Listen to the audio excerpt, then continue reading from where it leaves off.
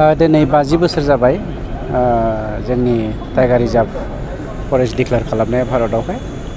1973 मायाव डिक्लेयार खालामदों दिनै 2023 मायथाइ गतिके बे 50 बोसोरनि जा मुलुगनां बा ट्राइबेल जि माने टाइगार प्रटेक्शननि जा मोनसे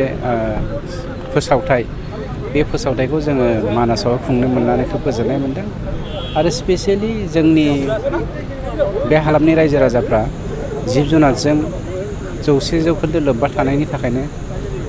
थांनाय 20 बोसोरनि गेजेरावहाय गोबां टाइगारा जोंनावहाय जोनोम जादों आरो बे टाइगारा बांनायनिफ्राय बांगासिनो दङ मोसाया बांनायनिफ्राय बांगासिनो दङ जायनि जाहोनाव मोसा बांनायजों लोगोसे जिब जुनार बांनायनि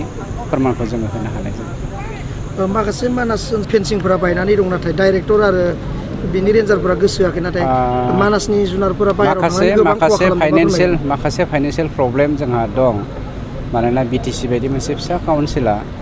मानास बायदि बेसेबांबा गिदिर 700निख्रुइबो बांसिन स्कुवार किल'मिटार हालामखौ 800निख्रुइबो बांसिन स्कुवार किल'मिटार 850निख्रुइबो बे हाखौ संरैखा होनाया एसे गोरलै नङा मानोना जोंना राङानो खोब एसेल' अब्लाबो जोंनि सरकारा हानाय माने नाजागासिनो दङ आरो सेन्ट्रेल फान्डनिफ्राय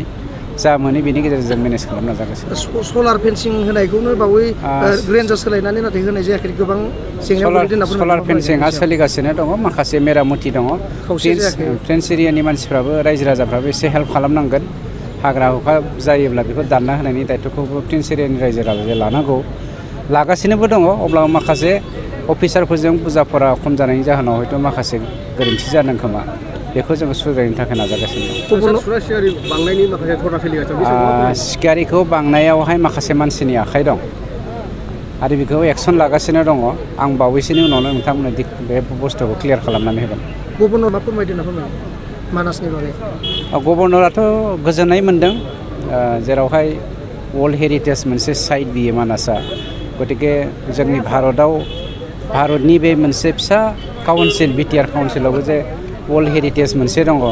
बेनि गेजेरजों जों प्रिथिबिखौ फोथांना लाखिनो हानायनि मोनसे राहा लामा दं बेखौ फोरमान होदों।